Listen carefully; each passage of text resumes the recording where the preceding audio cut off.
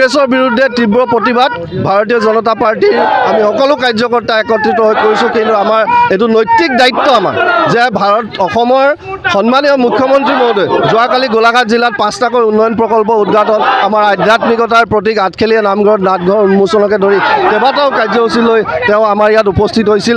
গতিকে এনে সময়ছোৱাত কংগ্ৰেছে যি অগণতান্ত্ৰিক প্ৰক্ৰিয়াৰে তেওঁলোকৰ প্ৰতিবাদ সাব্যস্ত কৰিলে তাৰ আমি তীব্ৰ গৰিহণা জনাইছোঁ। আৰু ভাৰতীয় জনতা পাৰ্টিৰ আমাৰ কাৰ্যকৰ্তাসকল আমি গোলাঘাট জিলা সমিতি সদায় এনেধৰণৰ তেওঁলোকৰ যি কূট কৌশল, তেওঁলোকৰ যি প্ৰৰোচনা, তাৰ প্ৰতি আমি সদায় এই ধৰণে বিৰোধিতা কৰি যাম। আৰু অসমৰ জনগণে ইতিমধ্যে স্পষ্ট কৰিছে যে ভাৰতীয় জনতা পাৰ্টিৰ নেতৃত্বৰ সৈতে অসমৰ জনগণ আছে আৰু তেওঁলোকে যিমানে অপপ্ৰচাৰ অপব্যাখ্যা নকৰক, অসমৰ জনগণে ইতিমধ্যে বুজি উঠিছে যে কেৱল মাত্ৰ শাসনৰ বাঘজৰী দখল কৰিবলৈ তেওঁলোকে অপব্যাখ্যাৰে জনগণক বিপথে পৰিচালিত কৰাৰ চেষ্টা কৰিছে। কিন্তু গণতন্ত্ৰৰ ৰজা ৰাইজক বিপথে পৰিচালিত কৰা ইমান সহজ নহয়। তেওঁলোকৰ কূট কৌশল খুব সোনকালেই সকলো ৰাইজে উন্মোচন কৰিব। ৰাইজে ভোটদানৰ জৰিয়তে আহি থকা নিৰ্বাচনসমূহতো তেওঁলোকক প্ৰত্যুত্তৰ দিব।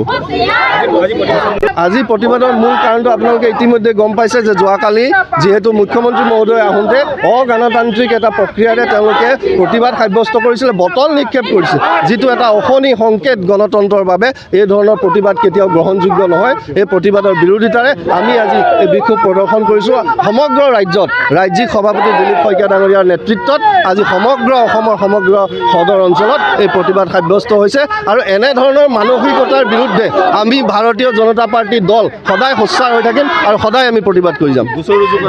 গোচৰ ৰুজু কৰা হৈছে, ইতিমধ্যে প্ৰশাসনে ব্যৱস্থা গ্ৰহণ কৰিছে। কিন্তু আমাৰ নৈতিক দায়িত্ব হিচাপে আমি DC ছাৰক আমি জিলা প্ৰশাসনক এখন মেমৰেণ্ডাম দিম আৰু গোলাঘাট থানাত আমাৰ ফালৰ পৰাও এখন এজাহাৰ আমি আজি দাখিল কৰিম। প্ৰশাসনে ইতিমধ্যে ব্যৱস্থা গ্ৰহণ কৰিছে আৰু আমি দাবী কৰিম যে প্ৰশাসনে যাতে সেই দুষ্কৃতিকাৰীসকলক কঠোৰ হাতেৰে দমন কৰে।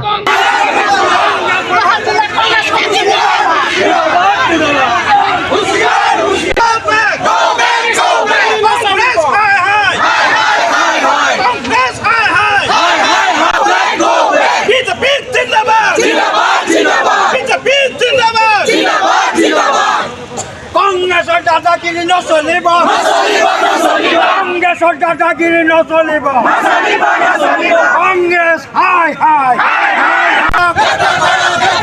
এই জুই জ্বলিছে, কংগ্ৰেছৰ সাৱধান কৰি